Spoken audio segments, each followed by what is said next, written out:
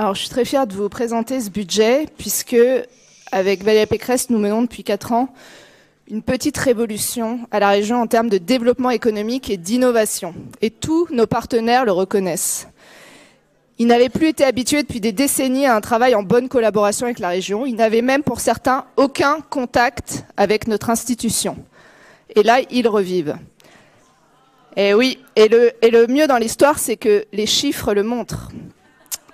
Tous les indicateurs d'attractivité sont à la hausse, grâce à un vrai travail d'équipe, d'ailleurs avec tous mes collègues, puisque l'attractivité, l'emploi, la compétitivité, ce n'est pas que le développement économique, ce sont aussi les transports, la lutte contre le mal-logement, le verdissement de la région, l'effort inédit pour les lycées.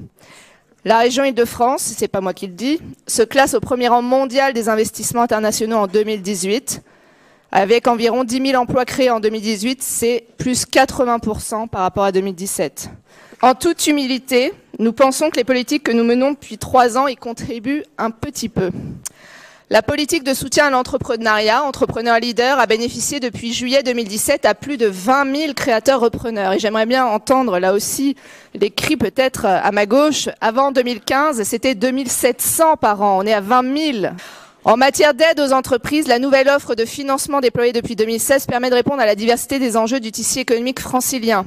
Là encore, la comparaison est intéressante.